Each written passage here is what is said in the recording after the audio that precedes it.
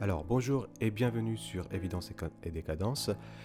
Aujourd'hui j'ai envie de parler de l'épigénétique, la génétique, l'épigénétique et l'alimentation. Donc c'est vraiment important de se rendre compte qu'aujourd'hui euh, vous avez par exemple dans les recherches sur la génétique et l'épigénétique, on s'est rendu compte par exemple dans les essaims d'abeilles que les ouvrières étaient alimentées par une certaine qualité de miel et ensuite les autres abeilles qui donnaient naissance à des reines étaient alimentées en plus petite quantité par de la gelée royale. Donc en fait, il y a comme une sélection. Il faut comprendre que au départ, toutes les abeilles ont strictement le même ADN. Et ce qui va faire ce changement, c'est lors de l'alimentation entre celles qui vont recevoir du miel normal, on va dire, et du miel de la gelée royale. Et tout ça va faire la différence. Donc toutes celles qui vont avoir reçu de la gelée royale vont naître comme des reines et vont pouvoir aller coloniser d'autres endroits et faire de nouvelles sociétés, on va dire, d'abeilles. Et toutes les autres sont destinées, la plus grande partie, sont destinées à être des ouvrières. Et tout cela dépend de la qualité de l'alimentation qu'elles ont pendant leur croissance. Alors à partir de là, j'ai envie de me poser la question si, par exemple, chez l'être humain, c'est la même chose. Je vous pose la question, est-ce que on peut faire un parallèle entre, par exemple, manger des fruits et légumes 5 fois par jour, chose qui est quasiment impossible aujourd'hui à notre époque, et manger du fast-food, du McDonald's, enfin du KFC, des cochonneries comme ça, du kebab, etc., de la bouffe rapide, de la malbouffe, ce que j'appelle la malbouffe. Et donc, est-ce qu'on peut faire un parallèle et éventuellement nous dire que finalement, plus on est, comment dire, notre système, en fait, nous nourrit, nous gave de malbouffe, ne donne pas accès à l'alimentation saine, à une alimentation saine, et ce qui va permettre donc au final de nous empêcher d'être bien dans notre peau, d'être en bonne santé et de nous empêcher aussi finalement de réfléchir, d'analyser, de pouvoir comprendre un petit peu comment fonctionnent les gens qui gouvernent, ceux qui sont au pouvoir, entre les politiques et les marchés financiers, etc. Donc voilà, j'aimerais faire un parallèle et je pose la question, est-ce qu'on peut faire ce parallèle? Est-ce qu'on peut se dire que finalement, notre alimentation, qu'on a aujourd'hui surtout dans les grandes métropoles, Paris, Bordeaux, Lyon, etc., est-ce que le fait de manger malsain pourrait provoquer,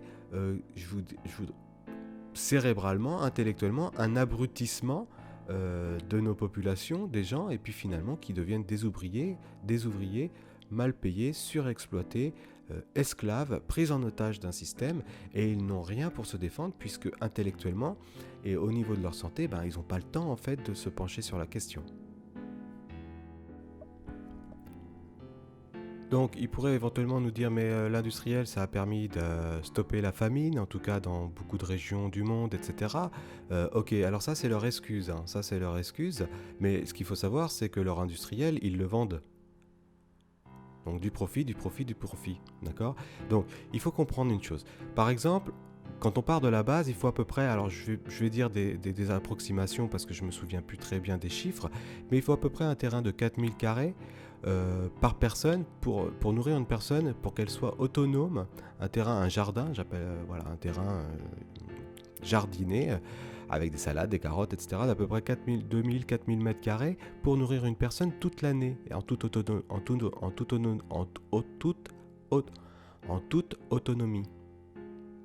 Donc, si vous multipliez 7 milliards d'êtres humains multipliés par 4000 mètres carrés, voilà, les comptes, et tout ça, ils le savaient. Les gens qui nous gouvernent, ils le savent, tout ça. Ils le savent. Donc il faut bien comprendre comment on est pris en otage, comment on se fait prendre pour des imbéciles, et ça commence à bien faire. Ça commence à bien faire. Encore un autre exemple. Si par exemple vous êtes une seule personne et vous avez un petit terrain avec un pommier, et vous ne pouvez seulement que cultiver un pommier. Alors déjà, il va falloir du temps avant que le pommier il puisse donner des pommes. Et vous savez aussi que chaque année, un pommier, suivant les saisons, etc., il peut donner une certaine quantité de pommes. Alors les bonnes années, ils vont vous donner beaucoup de kilos, et d'autres années, un peu plus dures, il va produire moins de pommes. D'accord ? Mais pour vous tout seul, bien, vous savez déjà que vous n'avez pas assez à manger pour toute une année. Pendant ce temps-là, vous tout seul, vous avez rencontré, on va dire, hein, pour mettre un scénario, vous avez rencontré une bien-aimée, vous avez eu des enfants. Eh bien, déjà, ce pommier, il n'arrivait pas à vous nourrir vous tout seul. Mais vous avez pris le risque de vous marier, d'avoir des enfants. Et pendant ce temps-là, vous n'avez pas pu planter d'autres pommiers et vous ne savez pas comment vous alimenter. Bon, en gros, voilà. Donc, il faut vraiment partir sur cette base. Et le problème, c'est qu'encore une fois, comme je dis toujours, les gens qui sont au pouvoir nous dirigent, mais ils le font n'importe quoi. Hein, sur la base du profit, au nom du profit, au nom de l'argent roi. Je ne suis pas contre l'argent. Hein. Moi, j'aime l'argent, j'aime le luxe, etc. Mais il y a quand même, des règles à respecter. Des règles qui sont, basiques. Que vous n'avez pas besoin de sortir de Sciences Po pour le savoir. Le berger, il le sait. L'agriculteur, il le sait, tout ça. D'accord ? Le maraîcher, le pêcheur, tout ça, ils le savent. Qu'on vit aux dépens des saisons de notre nature, selon où vous vous situez dans le monde, on vit et on dépend des saisons. Ben non, il y a des mecs, ils ont dit tiens, on va continuer à faire du profit, et en plus les gens sont pris en otage, parce qu'en plus ils vont devoir payer.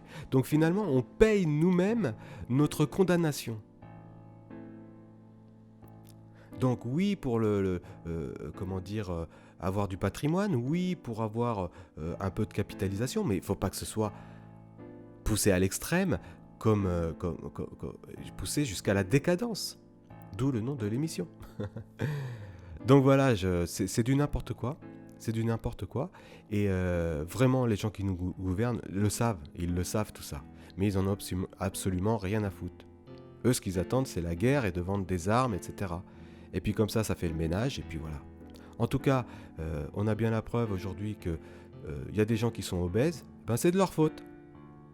Ils ne peuvent qu'en prendre ça qu'à eux-mêmes, parce qu'ils ont été votés, mais ils ont été votés pour des gens qui les exploitaient, et qui les rendaient malades, qui les empoisonnaient. Donc, on a effectivement des problèmes de diabète, d'obésité, de cholestérol, de malbouffe. On a industrié la malbouffe. Alors moi, j'aime bien me faire un petit McDo une fois par mois, une fois tous les 2 mois. Mais pas tous les jours. Parce que c'est vrai qu'une bonne petite bombe de sucre, de temps en temps, ça fait du bien. Mais, et d'ailleurs, j'en apprécie, parce que je le fais quasiment jamais, que je l'apprécie plus. Mais voilà quoi. Quand les gens ils vont travailler, ils sont dans la malbouffe. Vous êtes à Paris, vous avez beau aller dans n'importe quel resto qui affiche une super belle carte, c'est que de la malbouffe. Ils vous promettent des cuisses de canard, mais c'est des cuisses de canard industrielles. Et pourtant, il y a marqué « fait maison ». Partout où vous allez, si par exemple vous allez dans un restaurant 3 étoiles, évidemment, là, donc du coup, le plat, ça va être 50, 100 euros. Là, vous êtes peut-être susceptible d'avoir des bons produits frais qui viennent d'un jardinier de banlieue, etc. Mais sinon, tout le reste des restaurants qui affichent « fait maison », c'est des conneries. Et tous les gens qui sont pris en otage par un travail, le midi, quand ils vont manger, ils croient qu'ils mangent du fait maison, mais c'est que de la merde. D'accord ? Il faut bien le savoir, ça. Et puis parfois, alors, ils se disent, tiens, on va se faire un McDo. Donc c'est de la merde et de la double merde. Et puis le soir, quand ils rentrent à la maison, eh bien voilà, ils sont fatigués, ils en peuvent plus, les gamins, ils ont envie de jouer un petit peu à un jeu de société ou je sais pas quoi. Non, le jeu de société, c'est chiant, on va pas jouer au jeu de société, on va pas partager en famille, chacun sur son portable, chacun sur sa console, et vive la malbouffe, et voilà le monde. Alors, la console, c'est encore une autre chose, mais la console, c'est super. Je ne veux pas condamner la console, je ne suis pas en train de condamner les portables, je ne suis pas en train de condamner les marchés financiers, je suis en train de dire, j'accuse ces gens qui nous gouvernent, qu'ils soient de droite, de gauche, d'extrême droite, d'extrême gauche, c'est tous les mêmes. La seule règle, c'est le profit et les marchés financiers. Et pendant ce temps-là, nous on meurt. Et ils en ont rien à faire. Ils en ont absolument rien à faire. Et c'est ça vraiment qui est une évidence. C'est une évidence. On en parle tous les jours. On a tiré la sonnette d'alarme tous les jours. Avant que la télé elle existe, nos grands-parents, ils nous en parlaient. Ils nous parlaient qu'il fallait... on avait le droit à un poisson ou deux par semaine et une viande le week-end. C'était génial. On se réunissait tous en famille le dimanche. Tout ça, c'est mort. Tout ça, c'est mort. Et aujourd'hui, un frère et une sœur ne se supportent plus. Aujourd'hui, un homme et une femme ne se supportent plus. Tout ça, c'est évidemment, c'est plein de sujets différents, mais tout ça, ça se regroupe. Ça fait partie de la même entité. Et ce sont ces gens qui sont au pouvoir, qui sont des abrutis ou des méchants. Des méchants. Ce sont des méchants. D'accord ? Ils ne comprennent pas. Ils n'ont absolument aucune valeur. Ils n'ont absolument aucune empathie, ils n'ont absolument, aucune morale, et ils ne savent absolument pas ce que c'est qu'une famille. Ah, le travail, du coup, mon fils, il a grandi, il a 18 ans, et puis je sais même plus comment il s'appelle. C'est important que nos enfants soient proches des parents, c'est important que la famille soit proche de la nature. Capitalisme ou pas, c'est important d'observer et de garder ces règles. Vous comprenez ?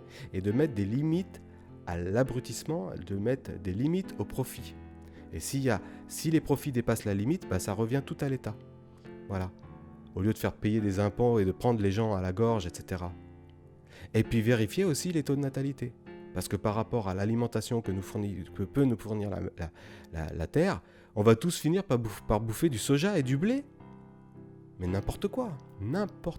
Donc voilà, attention, la malbouffe, notre système d'alimentation, pris en otage par un système d'exploitation. Voilà. Ça, c'est la dictature.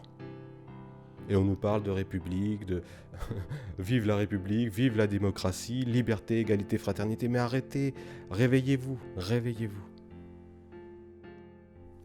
Alors, pour en revenir à la génétique et l'épigénétique, il faut savoir que donc la génétique, en fait, c'est la même base pour tout le monde. C'est-à-dire votre père et votre mère, ils vous ont donné un gène, d'accord ? Et à partir de ce moment-là, ils vous ont donné un patrimoine génétique, d'accord ?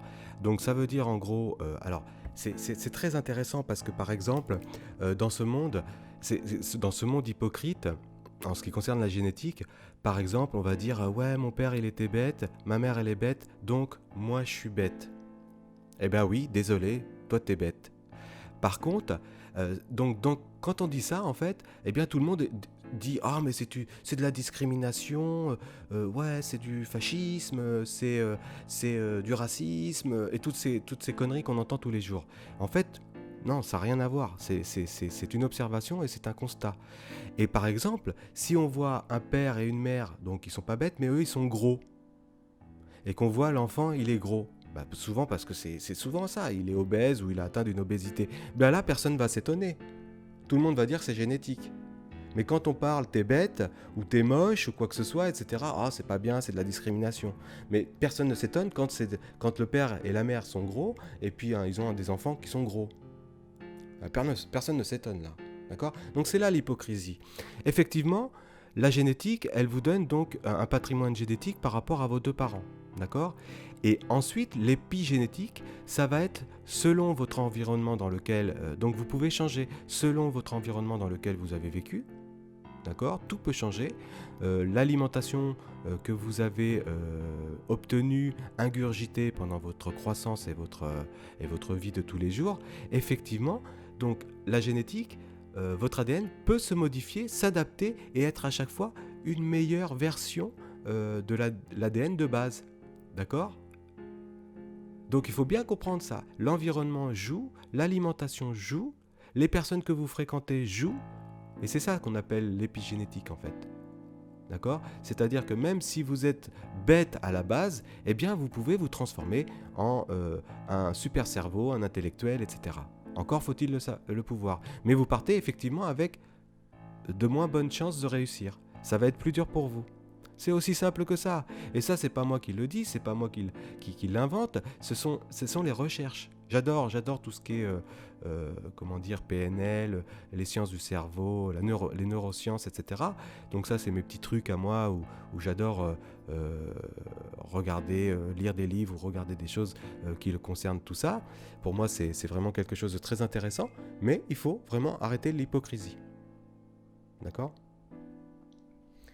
Donc voilà, en gros, voilà, si on vous fait bouffer du sucre et du sel et du sel et du sucre et tous les jours, etc., vous avez l'impression que vous êtes heureux, mais en fait, finalement, c'est que ça devient comme une drogue, mais en même temps, ça devient un poison dans votre sang, et effectivement, petit à petit, génération après génération, eh bien, un père qui a mangé que du kebab et une mère qui a mangé que du McDo, eh bien voilà, les résultats, il va avoir les enfants vont naître avec un ADN, comment je veux dire, faible, d'accord, faible, hein, pour pas dire de vilaines choses, hein, mais en fait, l'ADN va être plus ou moins empoisonné déjà. Plus ou moins déjà empoisonné. Alors il y en a qui disent que l'ADN revient à zéro quand il y a des naissances, mais pas entièrement. On a les preuves que pas entièrement. D'accord ? Donc finalement, génération après génération, donc ça ne peut pas se voir. La recherche n'est pas capable de nous le prouver sur 5 ans de recherche, par exemple. Il faudrait 100 ans, 200 ans de recherche pour pouvoir nous le prouver. Mais on a déjà des moitiés de preuves. D'accord ? Et effectivement, 1 plus 1 égale 2, etc. exponentiellement. Donc finalement, ils nous empoisonnent, on va dire, ils vous ont empoisonné vos parents. Vous êtes déjà empoisonné. Si vous continuez à bouffer du kebab, eh bien vous continuez à vous empoisonner. Vous allez avoir des enfants, ils vont être eux aussi empoisonnés.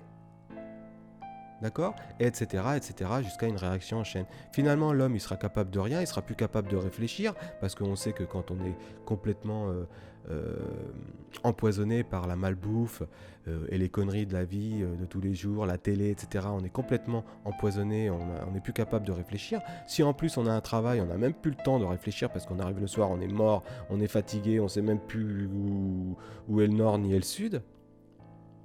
Donc on n'a plus le temps de comprendre. Donc finalement, c'est une prise d'otage.